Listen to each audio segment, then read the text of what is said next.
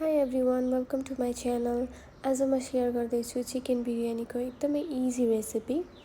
यो रेसिपी एकदमै सिम्पल छ, बनाउनलाई धेरै टाइम पनि लाग्दैन र खाँदा त्यत्तिकै मिठो पनि छ। Let's get started to make our easy yet delicious chicken biryani in pressure cooker.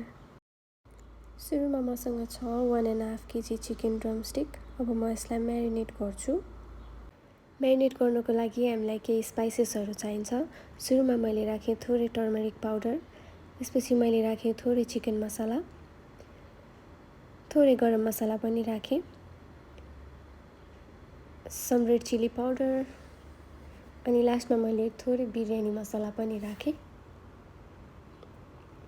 यो सबै स्पाइसेसहरू राखिसकेपछि म अब यसमा राख्छु थोरै योगर्ट। मैले चाहिँ यहाँनिर 4-5 चम्चा जति योगर्ट राखेँ। अब चाहिँ म यो सबै मसलाहरू मासुमा मजाले लाग्ने गरेर म्यारिनेट गर्छु।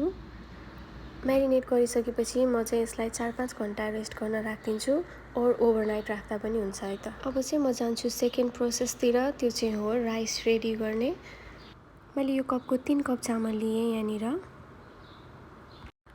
र मैले चामललाई राम्रोसँग धोइ पनि सकेँ।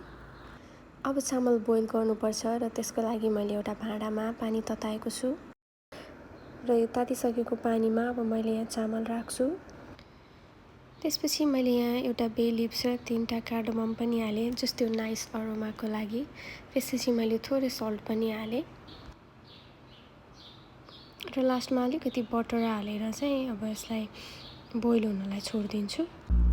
60% जस्तो कुक भएपछि हाम्रो राइस रेडी हुन्छ। त्यसपछि मैले स्ट्रेनर लिएर राइसको एक्स्ट्रा पानी निकालेँ। अब चाहिँ म चिकन कुक गर्छु। त्यसको लागि मैले प्रेसर कुकरमा थोरै तेल तताउँदैछु। तेल तातिसकेपछि मैले यहाँनिर 2टा कार्डमम राखेँ, 2टा बे लिभ्स राखेँ, र 2टा ड्राई चिली पनि राखेँ। थोरै जिन्जर पेस्ट र थोरै गार्लिक पेस्ट राखेर अब यसलाई हल्का फ्राई गर्ने। हल्का ब्राउन भइसकेपछि अघि म्यारिनेट गरेको चिकन राख्ने। त्यसपछि मैले यसमा स्वादअनुसार नुन राख्छु र यसलाई राम्ररी चलाएर 10 मिनट्स जस्तो कुक हुन दिन्छु।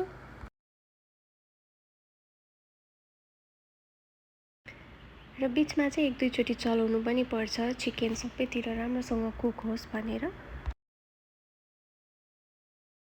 हाम्रो चिकन रेडी भइसक्यो। अब यसमा अघिको बोइल्ड राइस राखेर लेयरिङ गर्ने। 1 लेयर राइस राखिसकेपछि यसमा मैले हल्का फ्राइड अनियन्स पनि राखेँ, र थोरै फुड कलर पनि राखेँ, जस्ट कलरको लागि मात्रै। त्यसपछि मैले अर्को लेयर राइस राखेँ र त्यसमा हल्का फुड कलर राखेर माथिबाट बटर पनि राखेँ, थोरै फ्राइड अनियन्स अनि बिर्को लगाएर सिटी लाग्न दिने। सिटी लागिसकेपछि हाम्रो बिरयानी रेडी हुन्छ, र मैले यसको हावा निकालेर lead खोल्दैछु।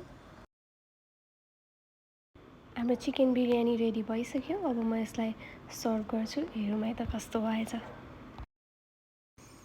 This is how it looks. एकदमै राम्रो देखिएको छ र खाँदा पनि एकदमै मिठो भएको छ।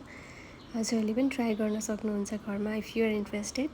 Thank you for watching. By.